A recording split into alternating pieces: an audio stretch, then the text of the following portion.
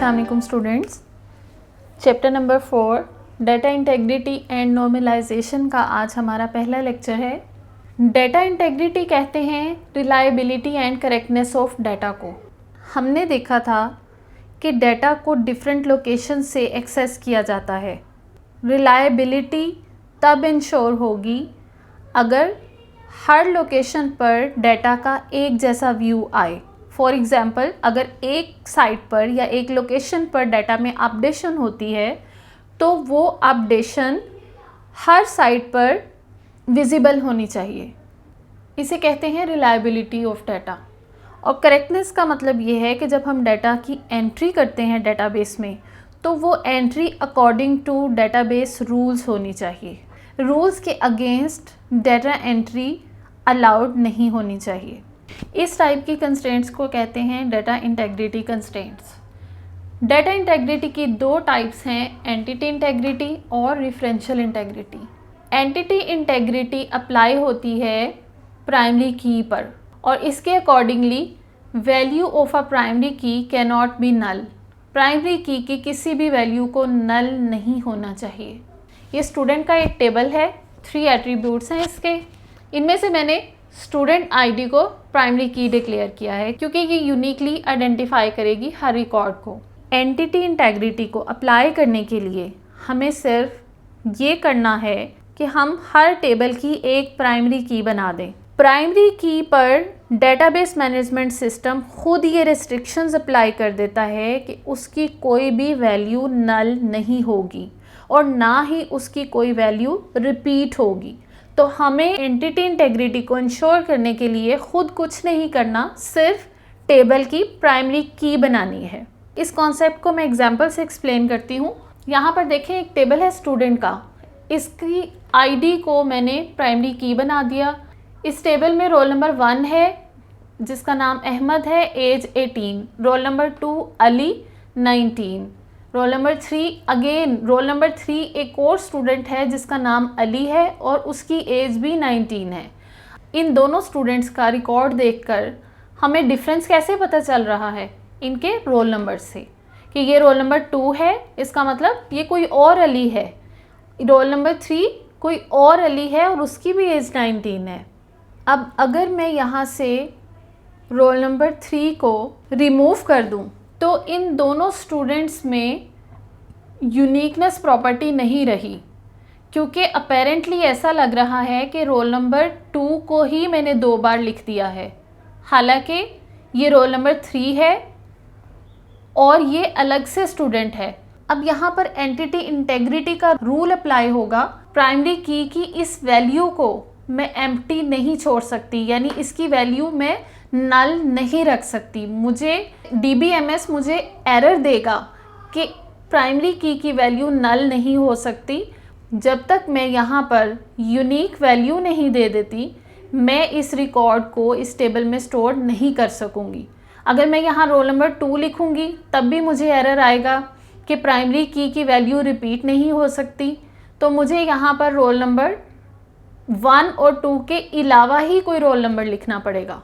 अब आपने देखा कि अगर एंटिटी इंटेग्रिटी के रूल्स को फॉलो नहीं किया जाता तो हमें यूनिकनेस और करेक्टनेस का इशू आता है।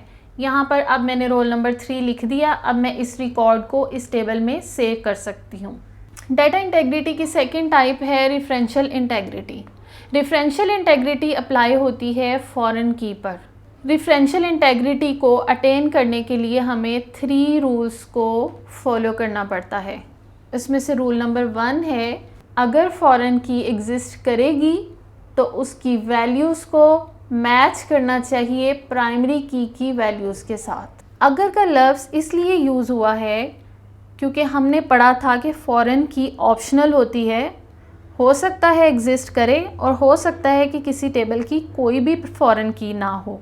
अगर फॉरेन की एग्जिस्ट नहीं करती तो फिर हमें रेफरेंशियल इंटेग्रिटी को भी अटेन करने की ज़रूरत नहीं। लेकिन अगर फॉरेन की एग्जिस्ट करती है तो फिर 2 पॉसिबिलिटीज़ होनी चाहिए। एक ये कि उसकी वैल्यूज़ को प्राइमरी की वैल्यू के साथ मैच करना चाहिए, और दूसरी ऑप्शन ये हो सकती है कि फॉरेन की वैल्यू नल हो, यानी उसमें वैल्यू लिखी ही ना जाए। इसे हम टेबल से समझते हैं। ये एक स्टूडेंट का टेबल है। इसकी प्राइमरी की है स्टूडेंट आईडी, आगे उसका नाम है, एज है और कोर्स आईडी है, यानी कौन कौन से कोर्सेज जो हैं वो स्टूडेंट्स पढ़ रहे हैं। दूसरा टेबल है कोर्स का। इसमें कोर्स आईडी इसकी प्राइमरी की है, नॉन की एट्रीब्यूट्स में कोर्स नेम है और ड्यूरेशन है कोर्सेज की मंथ्स में। ये वाला एट्रीब्यूट कोर्स के टेबल में बतौर प्राइमरी की अपीयर हुआ है, जबकि यही एट्रीब्यूट स्टूडेंट के टेबल में एज अ फॉरेन की अपीयर हुआ है। और हमने पढ़ा था कि जहाँ पर प्राइमरी की अपीयर होगा एट्रीब्यूट उस टेबल का नाम होगा पेरेंट टेबल, इसे मैंने शॉर्ट करके पीटी लिखा है। और जहाँ पर वो की फॉरेन की के तौर पर अपीयर होगी उस टेबल को हम कहेंगे कि ये चाइल्ड टेबल है, इसे शॉर्ट करके मैंने CT लिखा है। अब हम रूल नंबर 1 के अकॉर्डिंगली वैल्यूज़ को चेक करते हैं। फॉरेन की वैल्यू यहाँ पर 28 है, यानी कोर्स आईडी 28 है, जो कि प्राइमरी की में भी एग्जिस्ट कर रहा है। इसका मतलब कि ये दोनों वैल्यूज़ मैचिंग है, ये अलाउड हैं।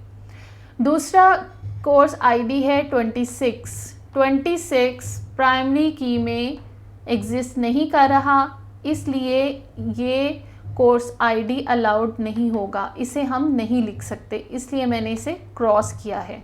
थर्ड वैल्यू है 29 की। 29 भी प्राइमरी की में एग्जिस्ट कर रहा है, इसका मतलब इसकी वैल्यू मैचिंग है, तो ये भी अलाउड होगा। अब फोर्थ नंबर पे कोर्स आईडी यहाँ पर लिखा ही नहीं। हमने रूल नंबर 1 में पढ़ा था कि फॉरेन की अगर एग्जिस्ट करेगी तो या तो उसकी वैल्यूज़ को मैच करना होगा या फिर वो नल हो सकती है। यानी नल होने का मतलब है कि ये जो रोल नंबर 4 उमर स्टूडेंट है, इसने कोई भी कोर्स ऑप्ट नहीं किया हुआ। इस पर टिक लगाने का मतलब है कि null value is allowed here. Second rule है record in child table can not be deleted if it exist in parent table. यानी चाइल्ड टेबल का कोई भी record, for instance role number 3 का रिकॉर्ड मैं तब तक डिलीट नहीं कर सकती जब तक कि कोर्स आईडी 29 पेरेंट टेबल में एग्जिस्ट कर रहा है।